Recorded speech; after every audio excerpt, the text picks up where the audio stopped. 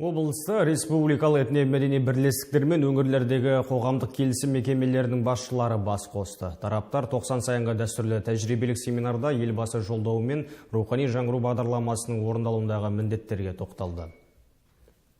Жиында елбасы жолдауындағы халықтың әл-ауқатын арттыру, тұрмыс сапасын жақсарту, кәсіпкерлік үшін қолайлы орта қалыптастыру сынды маңызды бағыттарды жүзеге асыру жолдары сөз етті. Шарада Маңғыстау облысы әкімінің орынбасары бағдарламалық құжаттың маңыздылығына тоқталды. Елбасы белгілеген мақсат міндеттерді іске асыруда этномәдени бірлестіктер мен өңірлердегі қоғамдық келісім мекемелеріне белсенділік танытатынына сенім білдірді. Елбасының кешегі жолдауы Қазақстанның бір ел, бір халық, бір болашақ, бір мүдде деп айтқан қағидасын ұстана отырып, осы жерде біз бүгін әрбір азаматтың, әрбір ұлттың әл-ауқатын, әлеуметін жақсарту мақсатындағы жүргізіліп жатқан жұмыстарды, одан кейінгі елде болып жатқан үлкен өзгерістерді сіздерге бүгін ертең күндері бәрін көрсетіп, тамашалауға шақырамыз. Ұлттық мүддені ұстаным еткен республикалық басқосуда Қазақстан Халқы Ассамблеясы мен қоғамдық келісім арасындағы жұмыстар мен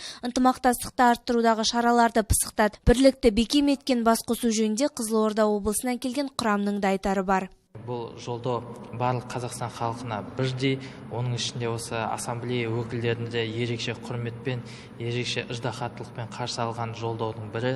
Өткені мемлекет басшысы жолдаудың басында айтады, қазіргі Қазақстанның жетіп отырған табысы, қазіргі еліміздің шыққан биіктігінің барлығы осы қоғамдық келісім мен осы этностардың тату тіршілігі мен бірлігінің арқасында дейді. Қазақ халқы керемет айтқан ғой, бірлік болмайтын жерде тірлік жоқ деп. Мінекей бүгінгі бірлік, бүгінгі түсіністік, бүгінгі келісім ол оңай келген жоқ.